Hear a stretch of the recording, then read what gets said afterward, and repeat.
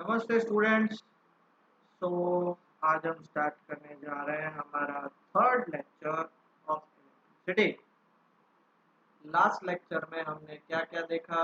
Last lecture में हमने potential difference के क्वेश्चंस देखे थे। उसके बाद ओम्स लॉ देखा था, V is equal to I R. Ohm's law क्या होता है?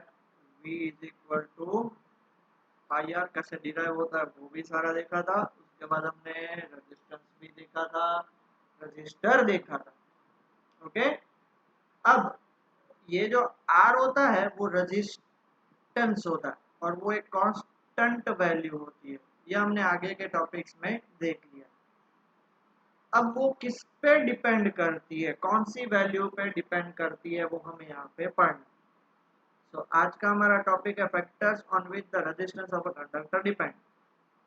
मैंने ट्राई किया था कि कोई अच्छा सा फिगर मिले, बट लास्ट फिगर ये मिला, इसलिए वो लेके आया। ठीक है ना बेटा? अब ये एक्सप्लेन क्या करना चाहता है तो वो समझेगा पहले। ये जो एक्सप्लेन करना चाहता है वो ध्यान से समझिएगा। ठीक है बेटा? अब मान लो ये जो येलो फिगर्स है ना, ये सारे येलो फिगर्स वो सारे आपके चार्ज हैं। ठीक है? अब ये एक लेंथ ऑफ अ कंडक्टर है। मान लेते हैं ये कंडक्टर कितनी लेंथ है। चार्ज को इधर से लेके इधर तक जाना है तो कुछ टाइम लगेगा। ठीक है, मान लो उतने ही चार्ज को इधर से लेके मैंने अब लेंथ डबल कर दी, तो उसमें ज्यादा टाइम तो नहीं बोल सकते बट ज्यादा मेहनत करनी पड़ेगी। ये देख लो ना, ये क्या बोल रहा है, देखो यहाँ से आप नेगेटिव से लेके पॉजिटिव तक जाते हो, सबको पता है charge always move from negative to positive, है कि नहीं? Electrons always move from negative to positive. यहाँ से वो इस डायरेक्शन में जा रहे हैं इजीली। वाह, बहुत ही इजीली ट्रांसफर हो गया। देख लो, यहाँ से वो इस डायरेक्शन में जा रहे हैं, ये पहला चार्ज, ये दूसरा और ये तीसरा। वाह, फटाफट वी मेड इट। ये बंदा बोल रहा है मेड इट, बोल रहा सो सुन ना इतना जल्दी। बट मान लो अब इसी की लेंथ हमने यहाँ से लेके यहाँ तक और बढ़ा दी, तब क्या? तो ये उसको लगेगा भाई पहले के कंपैरिजन में तो यहाँ पर हम खत्म हो जा रहे हैं। तो ये फर्स्ट बंदा तो ये क्या सोचेगा कि भाई और कितना जाना है, मस्ट गो ऑन, और जाना है, थक जाएगा ना वो, उसे ज्यादा काम करना पड़ेगा। और ज्यादा काम करना पड़ेगा, ज्यादा काम करना पड़ेगा मतलब क्या होगा? V भी ज्यादा होगा। V is equal to W/Q। आ गया समझ में? ज्यादा काम करना पड़ेगा, बहुत ही ज्यादा काम करना पड़ेगा, बहुत ज्यादा काम करना पड़ेगा। इसलिए वो पूछ रहे हैं कि अभी मिला, अभी मिला, अभी मिला। मैं आपको प्रैक्टिकल एग्जांपल भी दूंगा, पहले ये समझ लो। सो जितनी लेंथ ज्यादा उतना रेजिस्टेंस ज्यादा। रेजिस्टेंस मतलब क्या? ये चार्ज को रोक के रखेगा, फ्लो होने से रोकेगा। देखो इसमें तो इजीली फ्लो होगा, इसमें तो अभी भी बोल रहे हो, और इतना कितना फ्लो होना है, समझ रहे हो? तो ये है फर्स्ट लेंथ। अब दूसरा है थिकनेस। थिकनेस मतलब ये देखो, इतना छोटू सा वायर है, अब उसमें चार्ज जो है वो धक्का मार मार के ऐसे सिकुड़ सिकुड़ के ऐसे ऐसे ऐसे ऐसे होके जाएंगे। बट मान लो उसकी थिकनेस मतलब एरिया बढ़ा दिया, अब इजीली हंसते गाते जाएंगे। तो ये बेचारे ऐसे मर मर के जा रहे हैं और ये एंजॉय करके जा रहे हैं। तो थिकनेस पे भी डिपेंड कर रहा है। टेम्परेचर आपके सिलेबस में नहीं है, इसलिए हम इसको पढ़ने वाले नहीं है, रहने देना। बट मैं आपको बता दूं कि जितना ज्यादा टेम्परेचर उतना ज्यादा रेजिस्टेंस। क्योंकि टेम्परेचर बढ़ा दोगे तो वो सोचेंगे ओ बाप रे, अब मैं क्या करूंगा, अब मैं क्या करूंगा, अब मैं क्या करूंगा। ओके, जितना ज्यादा टेम्परेचर होगा ना वो ज्यादा रजिस्ट करेंगे। समझ में आया? पक्का? तो ये एक फिगर के थ्रू मैंने आपको समझाने की कोशिश करी है। अब मैं आपको मेरी भाषा में, अपनी भाषा में, लोकल भाषा में समझाने की कोशिश करूंगा। डन? चलो समझते हैं। मान लेते हैं कि आपको प्लेस ए से लेके ये कितना सा रोड प्लेस बी तक जाना है। एक कार है,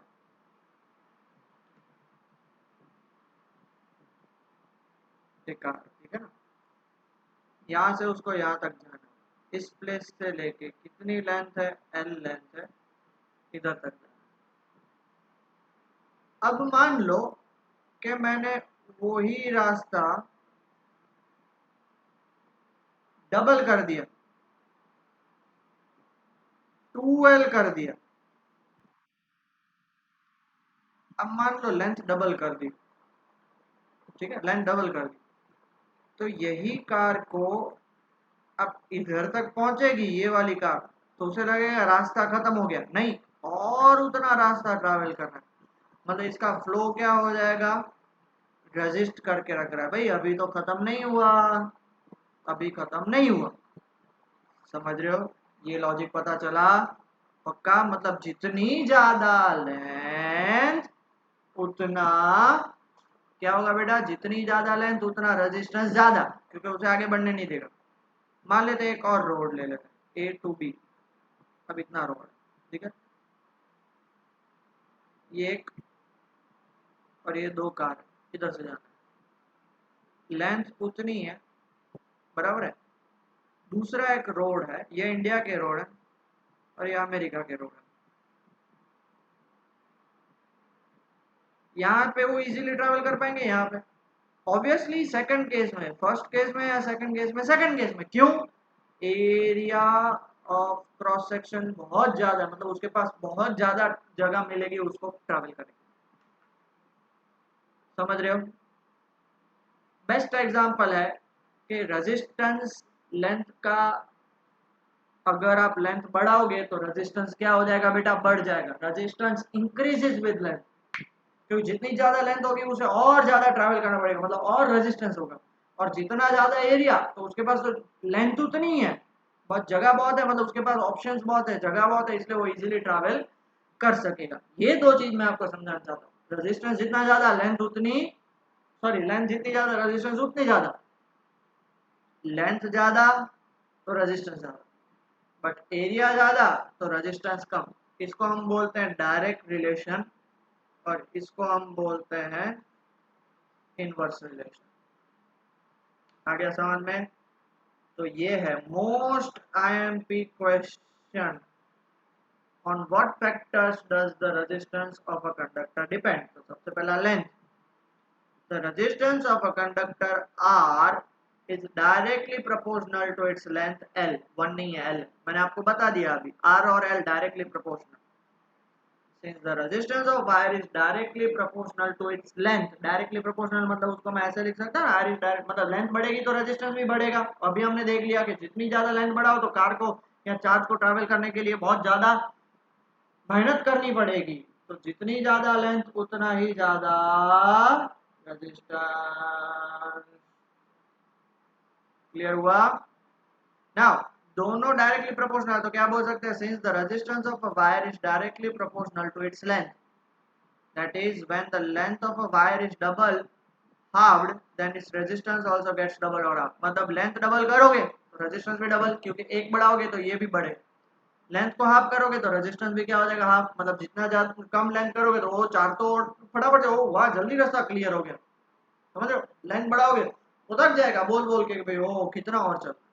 ओके, दूसरा है area, resistance of a conductor R is inversely proportional to its area of cross section. हमने देख लिया जितना ज्यादा एरिया रेजिस्टेंस उतना कम, रेजिस्टेंस कम क्यों, क्योंकि चार्ज इजीली फ्लो होंगे, जितने ज्यादा चार्ज इजीली फ्लो हो पाएंगे उतना कम रेजिस्टेंस होगा, मतलब उसको हम क्या बोल सकते हैं, R is inversely proportional to A।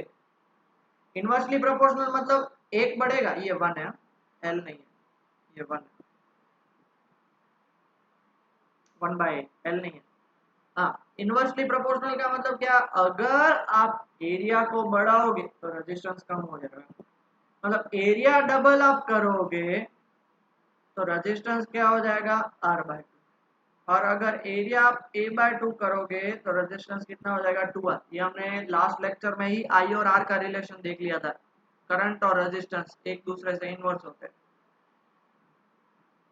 कैसे इनवर्स होते हैं हमने अभी देख लिया, देखो करंट क्या, फ्लो ऑफ चार्ज, रेजिस्टेंस क्या करेगा, चार्ज को रोकेगा, मतलब जितना चार्ज को रोकेगा करंट उतना कम होगा, मतलब जितना ज्यादा रेजिस्टेंस करंट उतना कम, करंट उतना कम मतलब फ्लो ऑफ चार्ज उतना कम हो जाएगा। ओके, और तीसरी जिस चीज पे डिपेंड करता है वो है nature of the material. The resistance of a conductor depends on the nature of material of which it is made. Some material have low resistance where other has high resistance. Low resistance वाले material लेते हैं allow easily current to pass, current easily pass हो सके उसलिए हम low resistance material को लेते हैं।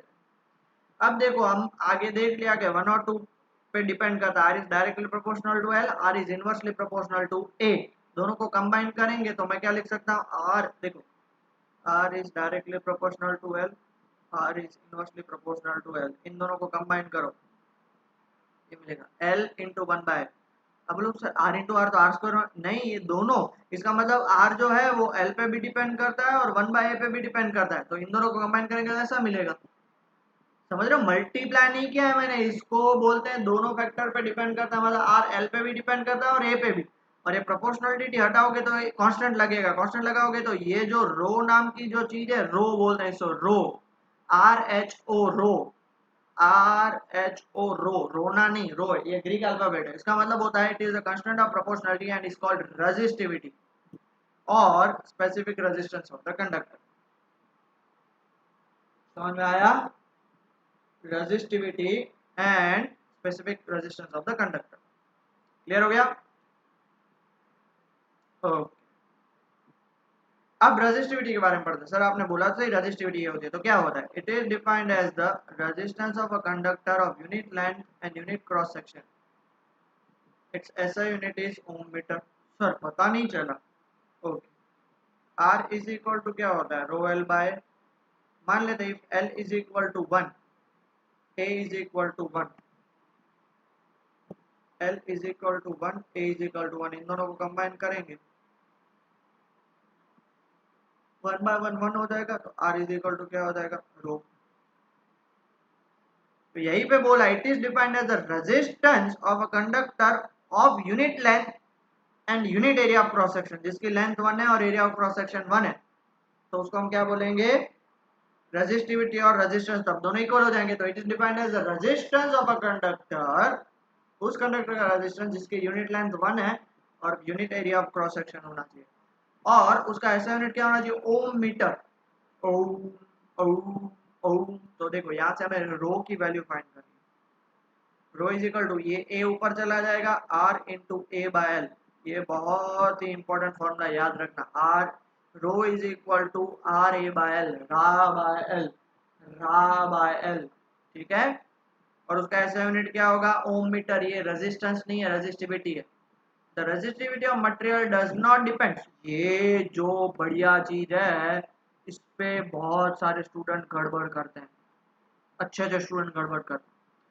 Resistivity एक कांस्टेंट है जो सिर्फ और सिर्फ मटेरियल पे डिपेंड करता है।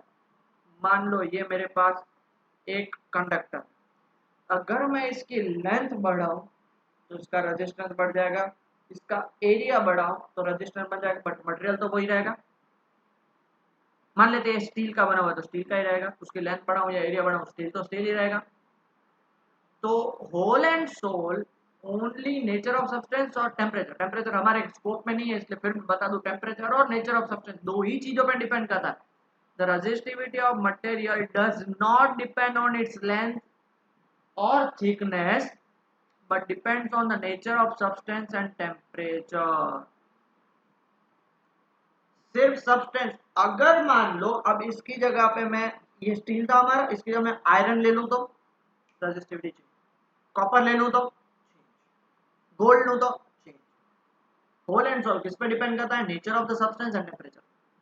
It is a characteristic property of the material of the conductor and varies only if its temperature changes। Characteristic property मतलब सिर्फ मटेरियल पे डिपेंड करता है, और कब चेंज होगा, टेम्परेचर चेंज होगा तब, और वो कैसे चेंज होगा तो वहाँ इस में पढ़ेंगे। Insulator, insulator such as glass, rubber, ebonite have a very high resistivity। resistivity मतलब प्रॉपर्टी टू रेजिस्ट, वो कितना रेजिस्ट कर सकता है उसको रेजिस्टिविटी बोलेंगे। रेजिस्ट मतलब कितना वो अपोज कर सकता है उसको रेजिस्टिविटी बोलेंगे।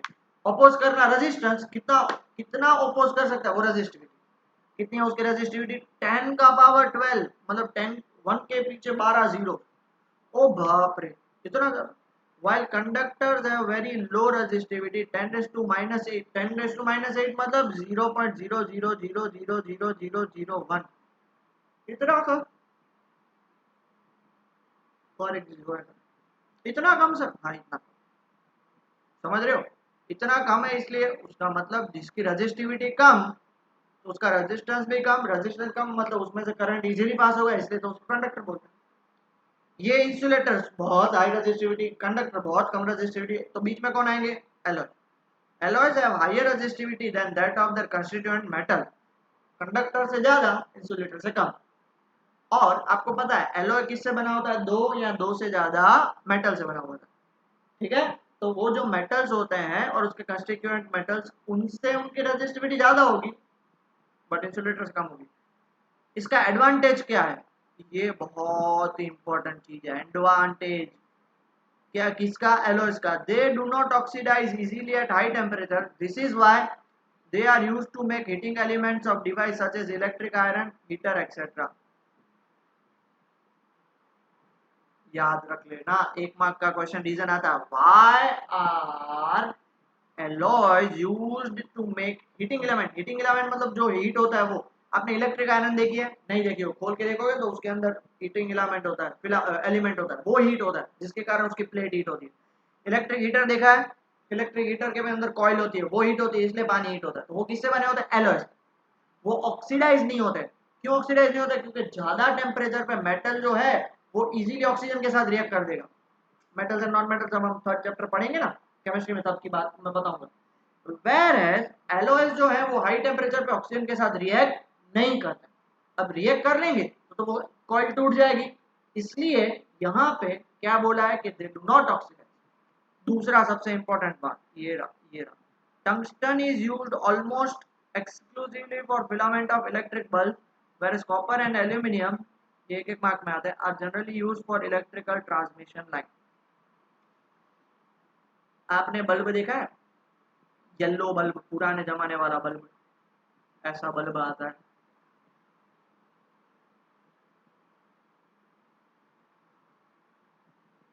ऐसा बल्ब आता है, ठीक है, यहाँ से ऐसे जलता है, देखा है ऐसा, अगर आप में से देखा हो तो बहुत अच्छी बात है, डेकोरेशंस के लिए भी आजकल यूज करते हैं। आपको पता है ये आप जो एलईडीज और सीएफएल लाइट्स यूज करते हो ना, they are the worst kind of lights, best light is bulb, उससे भी बेस्ट लाइट है नेचुरल लाइट। अगर नेचुरल लाइट ना हो तो पुराने जमाने में पता है कैंडल लाइट में पढ़ते थे, कैंडल लाइट भी फार बेटर है in comparison to CFL and ये सब। क्यों पता है, ये सीएफएल एक, हर एक लाइट है ना अपनी फ्रीक्वेंसी एमिट करती है, फ्रीक्वेंसी एमिट करती है इसलिए जिससे आपको पढ़ने में मजा आए, और ये सारी लाइट इतनी गंदी फ्रीक्वेंसी एमिट करती है जिससे आपका ब्रेन है वो कभी भी कंसंट्रेट नहीं कर सकता। फिर भी सबके घर में सीएफएल और एलईडी होती है, क्यों, एलईडी चेंज करना इजी है, बहुत सालों तक चलती है, बल्ब उड़ जाते हैं तो फिर बदलने पड़ते हैं, ये सारे प्रॉब्लम्स है, बट आजकल के मॉडर्न लोगों को समझा तो सकते नहीं है। इवन मेरे घर पे भी मेरे पापा नहीं मानते, एलईडी डलवाते हैं, कंपलसरी डलवाते हैं, क्यों, वो इजीली डल जाता है, but I am against it. Best है कि आप वो जो कैंडल कैंडल लाइट डिनर नहीं करना है, कैंडल लाइट में पढ़ाई करो या फिर सनलाइट में पढ़ाई करो, वो बेस्ट ऑप्शन है नेचुरल लाइट में। इसलिए रात को कम पढ़ना चाहिए, क्योंकि नेचुरल लाइट जितनी ज़्यादा आएगी उतनी याद रहेगी, and it is scientifically proven, आप गलत नहीं बोल सकते, अगर आपको नहीं पता है उसका मतलब ये नहीं कि वो गलत है। तो मैं तो रिक्वेस्ट करता हूँ कि भाई सब लोग बने उतना दिन में पढ़ा करो, रात को पढ़ते हो तो candle light is the best option, best best best option. Okay, tungsten is used in filament, वो जो बल्ब होता है ना, इतना बड़ा बल्ब होता है, ऐसा तो नहीं होता बल्ब, ऐसा होता है, फिर यहाँ से लेके ऐसा होता है, ये है फिलामेंट, किससे बना होता है, टंगस्टन से बना होता है, ठीक है। वेरस कॉपर एंड एल्यूमिनियम जो है वो इलेक्ट्रिकल ट्रांसमिशन लाइंस, मतलब वायर्स हैं बड़े बड़े, वो जो पोल्स के बीच में से वायर, वो एल्यूमिनियम और कॉपर से, क्योंकि उनका रेजिस्टेंस काफी लो होता है और इजीली वो ट्रांसपोर्ट करेगा इलेक्ट्रिक करंट को। टंगस्टन को क्यों, बिकॉज उसका रेजिस्टेंस काफी हाई होता है, रेजिस्टेंस हाई होता है इसीलिए तो वो लाइट बनाएगा, कैसे बनाएगा वो हम नेक्स्ट टॉपिक में पढ़ेंगे। ओके, लिख लिया बेटा सब लोगों ने, ठीक है। चलो अब दो न्यूमेरिकल कर लेते हैं। पहला न्यूमेरिकल, 19 मिनट्स हो गए,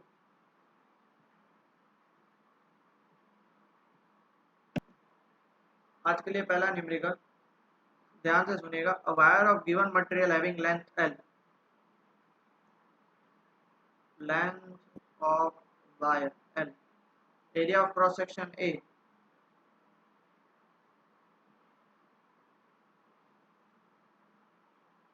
area of cross section has a resistance of 10 ohm. Okay, आपको पता है R is equal to rho L by A, बराबर है। तो ये R हमारा क्या है, 10 है, इसको नंबर 1 करके छोड़ दो। अब इफ क्या बोला है कि जो आप क्या कर सकते हो, what would be the resistance of wire of the same material. Same material मतलब देखो ये चीज सबसे इंपॉर्टेंट है, रेजिस्टिविटी उनकी रो है तो सेम मटेरियल है तो उसकी भी रेजिस्टिविटी क्या रहेगी, रो ही रहेगी। रेजिस्टिविटी क्या रहेगी, rho. Having length, if same wire is used,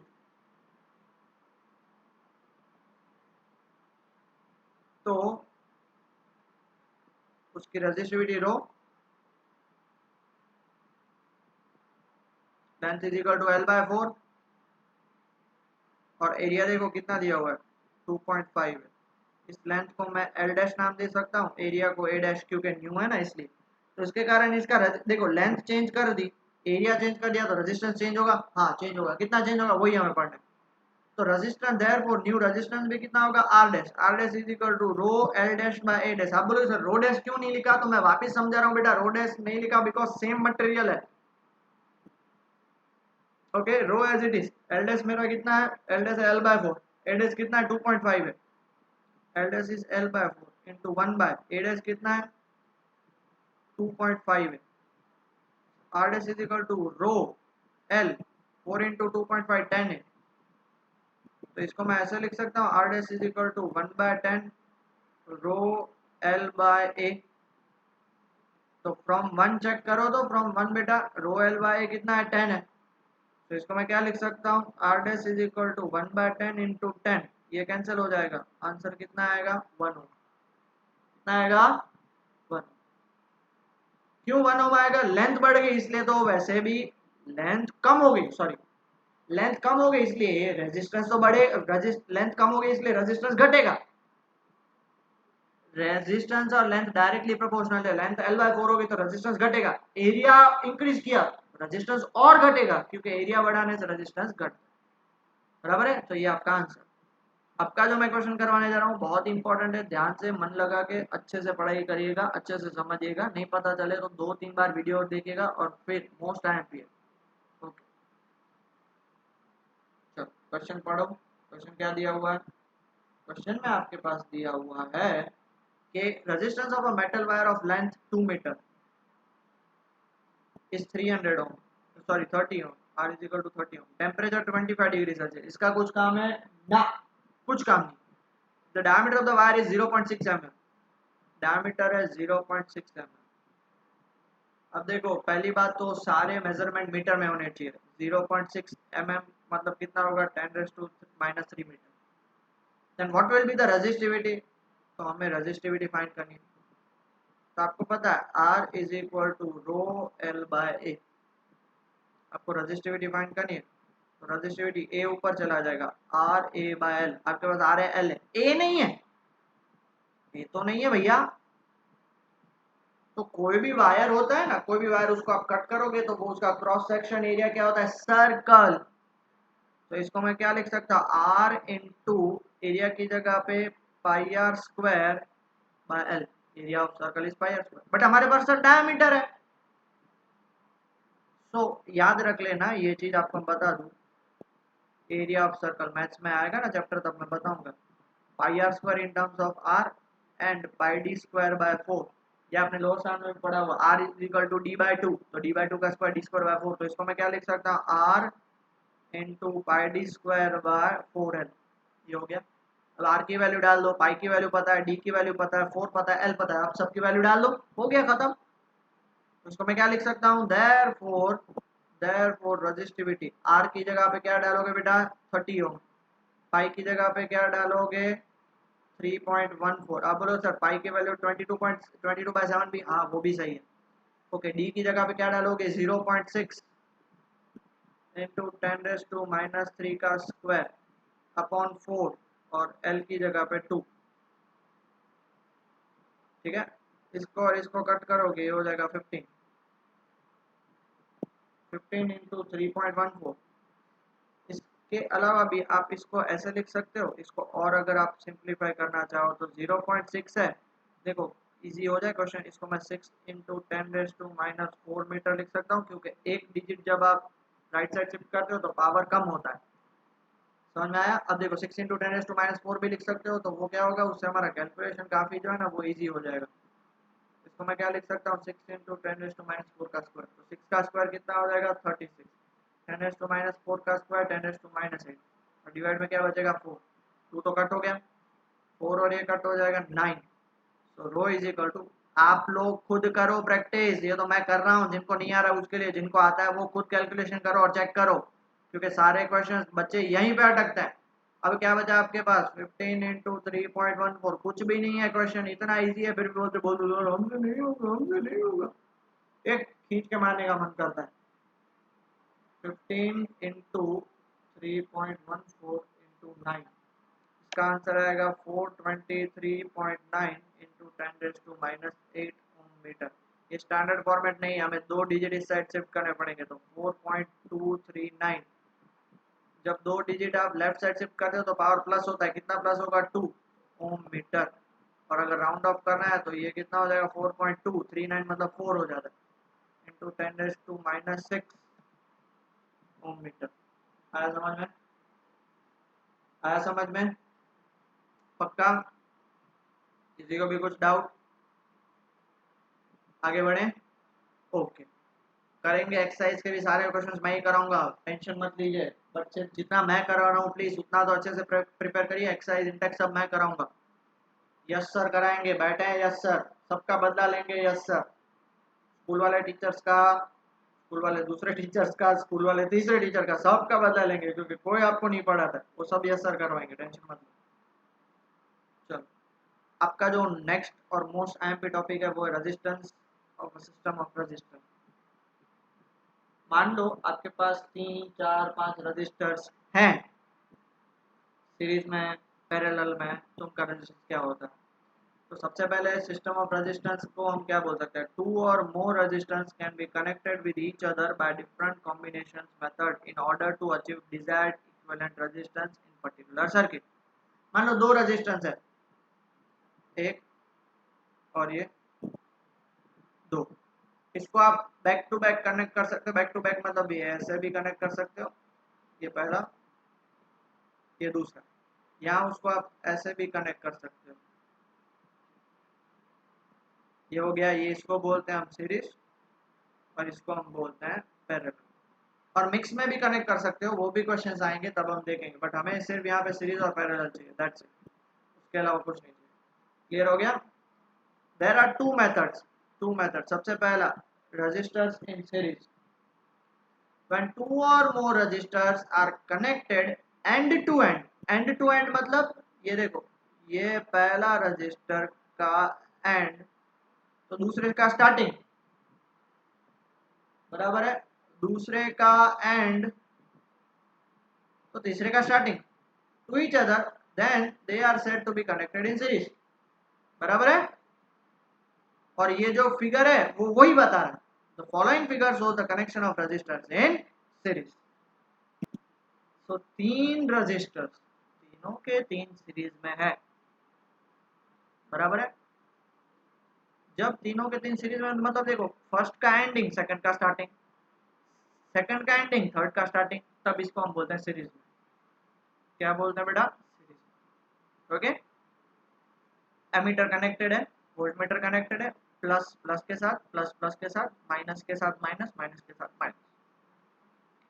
एक बात बहुत ध्यान से सुनना, बहुत ध्यान से सुनना, बहुत ध्यान से सुनना, अगर आपको ए जगह से लेके बी जगह पे जाना है, बीच में 2 पोर्शन है सी और डी, मतलब आपका ए आपका विलेज है और बी आपके फ्रेंड का विलेज है, उसके बीच में 2 विलेज आते हैं, ए से सी, सी से डी और डी से बी। ए से सी का रास्ता नेशनल हाईवे, जुम करके चली जाएगी, सी से D state highway, obviously speed कम हो जाएगी, और D2B है वो कच्चा रोड है,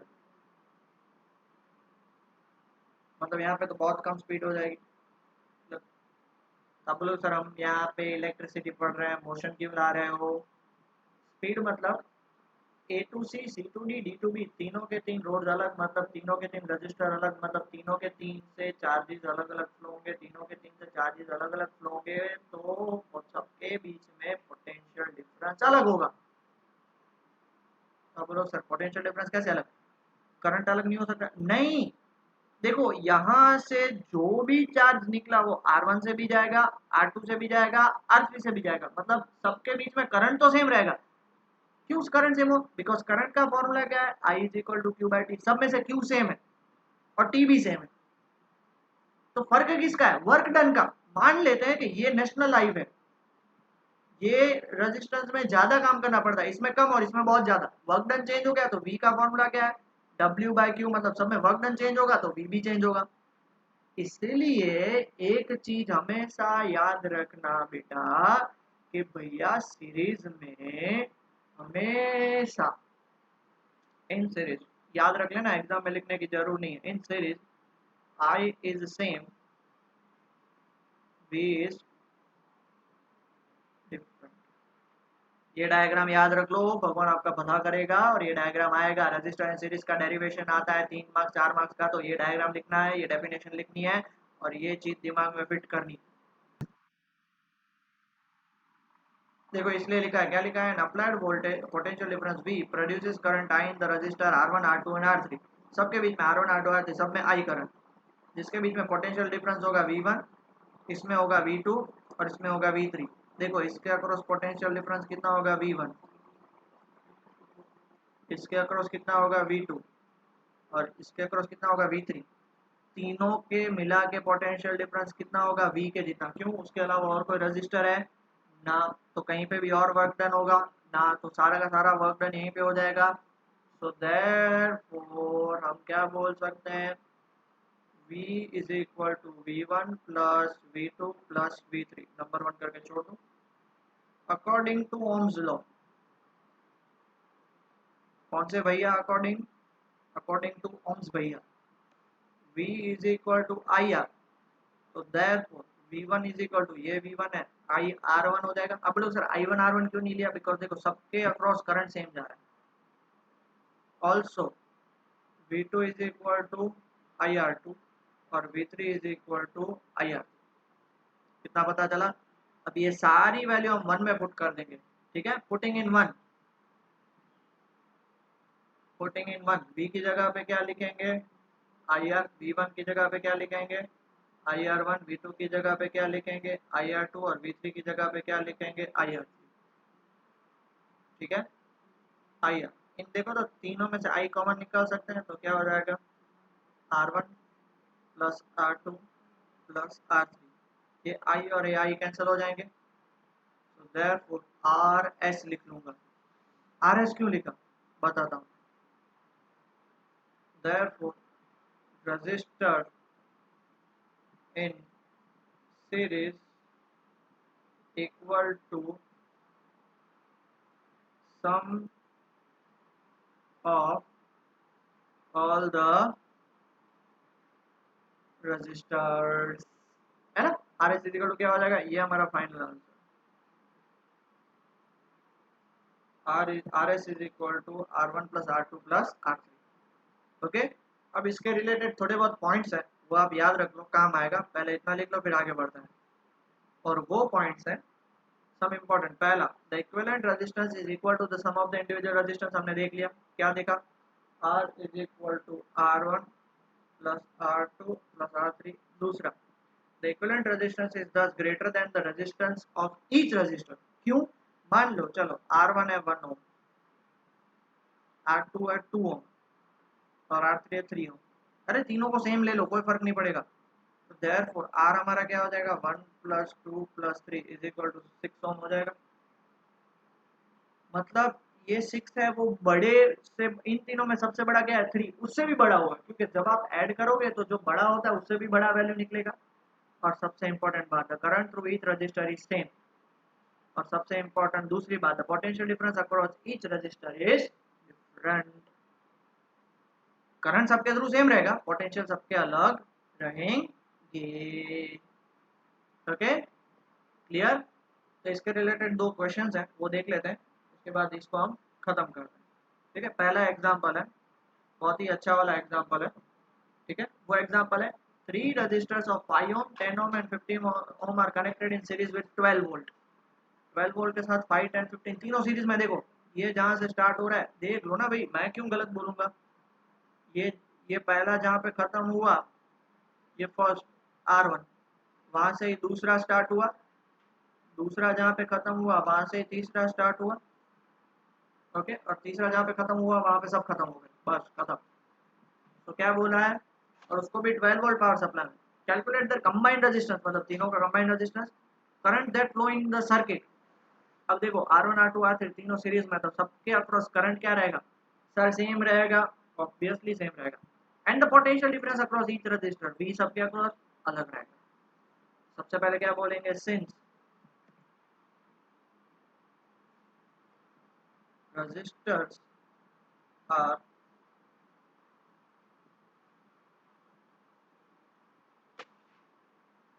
connected in series, therefore RE मतलब इक्विवेलेंट रेजिस्टेंस बोले ना, और कंबाइंड मतलब RS भी लिख लो। RS इज इक्वल टू क्या होगा, R1 plus R2 plus R3। RS is equal to R1 है 5 ओम, R2 है 10 ओम और R3 है 15 ओम। तो ये कितना हो जाएगा, 30 ओम। क्या बोल सकते हैं, let I be the current through the circuit. तो I का फॉर्मूला क्या होता है, I का फॉर्मूला होगा V बाय RS। RS क्यों, एक बात समझो बेटा, जो मैं आपको आगे थोड़ा बताना भूल गया, कि आप इन तीनों की जगह पे आप ऐसा लिख लो, ये हो गया RS और ये हो गया 12 ओम और ये हो गया I। ये सेम रिप्रेजेंट करेगा, ये दोनों चीजें सेम हो जाएगी। तीन अलग अलग करो या उसका इक्विवेलेंट लिख लो। मैं आपको बोलूं, आपके पास घर पे कितने रुपए हैं, आप लोग सब, मेरे कबोर्ड में 500 रुपए है, बुक्स के बीच में 200 रुपए है, और कंपास में 100 रुपीज है। टोटल मिलकर कितने हुए, 800 रुपए। तो आप बोलोगे 500 अलग, 200 अलग, 100 अलग, नहीं, आप बोलोगे टोटल मिलेगा 800 रुपए। आप ऐसा नहीं बोलोगे 500 200 100।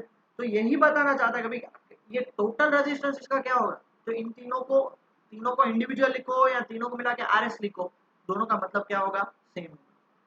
सो V हमारे पास कितना दिया हुआ 12 और RS कितना 30। इसको 3 से डिवाइड करो तो ये कितना हो जाएगा 4/10। 4/10 मतलब 0.4 एम्पियर। कितना करंट फ्लो है। क्वेश्चन यहाँ पे खत्म नहीं होता है, बोला है कि potential difference across each register. इसके अक्रॉस पोटेंशियल डिफरेंस कितना होगा, इसके अक्रॉस होगा V1, इसके अक्रॉस होगा V2 और इसके अक्रॉस होगा V3। क्लियर, चल V1 फाइंड करते हैं। तो therefore V1 is equal to क्या होगा, IR1। I क्या निकला 0.4 और R1 क्या निकला 5। R1 5 है ना, 0.4 इंटू 5 2 वोल्ट। V2 क्या निकलेगा IR2 0.4 इंटू 10 कितना निकला 4 वोल्ट। V3 क्या निकलेगा IR3 0.4 इंटू 15 6 वोल्ट। आप चेक करो 6 प्लस 4 10 प्लस 2 12 वोल्ट, और ये बैटरी भी कितनी दे रही है 12 वोल्ट। क्या बात है सर, सही है, समझ में आया। Therefore voltage और potential difference across 5 ohm is 2 volt, across 10 ohm is 4 volt and across 15 ohm is 6 volt। Clear हो गया, क्लियर हो गया, पक्का क्लियर हो गया। आगे बढ़े, श्योर आगे बढ़े। ओके, नेक्स्ट क्वेश्चन, ये भी बढ़िया सुनेगा। Study the following electric circuit, find the reading of ammeter. Ammeter है, देखो वोल्ट मीटर इसके अक्रॉस कनेक्टेड नहीं है, इसके अक्रॉस है, तो इससे कोई फर्क नहीं पड़ेगा। ये 4 ओम और ये 2 ओम, मुझे पहले बताओ सीरीज में है पैरेलल में। सीरीज में, क्योंकि यहाँ ये जहाँ पे देखो यहाँ पे खत्म हो रहा है वहाँ पे दूसरा स्टार्ट हो रहा है। आप बोले सर ये वो वोल्ट मीटर हमेशा पैरेलल में होता है, हमें रजिस्टर्स को चेक कर देना। यहाँ पे क्या बोलेंगे, 4 ohm and 2 ohm are connected in series, तो therefore RS कितना हो जाएगा, 4 + 2 6 ohm हो गया। और आपको पता है कि ये सीरीज में होंगे तो पूरे सर्किट में करंट क्या होता है, same. therefore I is the current through, let बोल देंगे, let I is the current through circuit, तो I is equal to V by RS, V is 3, RS is 6, तो 0.5 एम्पियर हो गया। हेंस 0.5 एम्पियर पूरे सर्किट का है, तो एमीटर भी सर्किट में ही कनेक्टेड, तो क्या बोलेंगे, hence ammeter will show reading of 0.5 ampere. समझ में आया बेटा, एमीटर पूरे सर्किट। अब वोल्ट मीटर सिर्फ 2 वोल्ट के साथ है, तो इसका मतलब क्या हुआ, तो इसके अक्रॉस मान लेते हैं V1, तो इसके अक्रॉस V2 या V मान लो, क्या फर्क पड़ता है। समझ में आया। तो वोल्ट मीटर रीडिंग अक्रॉस 2 ओम कितना होगा, तो जैसे हमने आगे ही फाइंड किया, V2 क्या था, IR2, आई सब में सेम रहेगा, ठीक है, आई सब में सेम रहेगा, R2 2 है, तो वोल्ट मीटर रीडिंग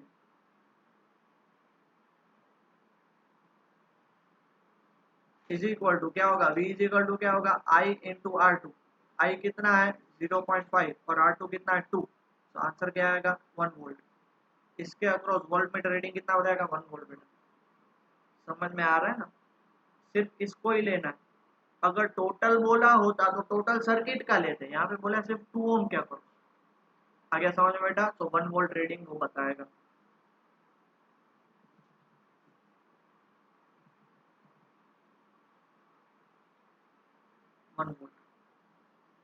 डन। और आज के लिए छोटा सा लास्ट फाइनल टॉपिक, वो है disadvantage of series combination. Exam में सबसे ज्यादा पूछा जाने वाला क्वेश्चन।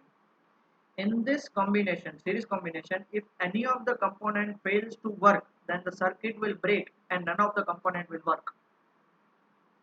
मान लेते हैं आपके घर पे दिवाली में सीरीज लगाते हो, पता है ना, वो सीरीज में पहले बल्ब है, ये पहला बल्ब,